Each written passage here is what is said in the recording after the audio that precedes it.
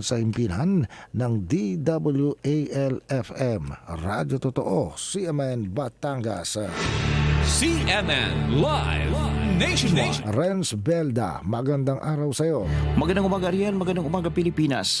Binigyang pansin ng isang miyembro ng Sangguniang Palalawigan ng Batangas ang kalagayan o sitwasyon ng mga district hospital mula sa ika-4 na distrito ng lalawigan. Sa malayang oras ng kanilang regular na session, pinuna ni Board Member Marcos Mendoza na ika-4 na distrito ang kondisyon ng San Juan District Hospital sa San Juan, Batangas, Mahal na Birheng Maria Santo Rosario District Hospital sa Bayan ng Rosario at ang San Jose District Hospital sa Bayan ng San Jose.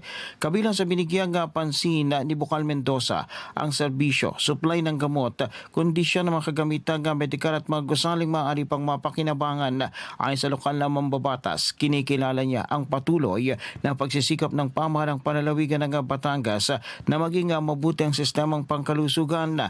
Binanggit pa nito na pinapahalagaan niya ang nakikitang mga hakbang na ginagawa ng lokal na pamahalaan. Sa kabila umano ng pagsisikap nito, nananatiling may hamon o suliranin sa aktwal na karanasan ng mga mamamayan. Anya, may mga ulat kaugnay sa kakulangan ng mga gamot, mga hindi nagagamit na kagamitang medikal at mga gusali o pasilidad sa loob ng hospital na hindi napapakinabangan.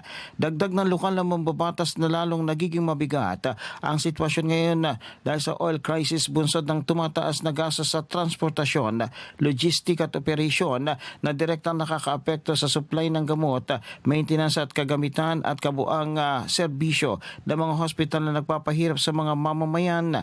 Hindi umano sapat na mayroong ginagawa dahil kailangan makita ang malinaw, konkreto at agarang plano. Kaugnay nito, nananawagan ng opisyal sa Provincial Health Office o PHO na ilahad sa Sangguniang Panlalawigan ng komprehensibong plano upang matugunan ang supply ng gamot at masiguro na tuloy-tuloy ang supply nito. Mag-ulat ng kasalukuyang estado ng procurement, inventaryo at distribution ng mga medical supplies, mga hakbang upang maabot ang deployment ng mga healthcare personnel, plano sa pag-upgrade ng mga lumang kagamitang medikal, plano sa agarang paggamit ng mga hindi napapakinabangang gusali at isang contingency plan upang matugunan ang epekto ng oil crisis.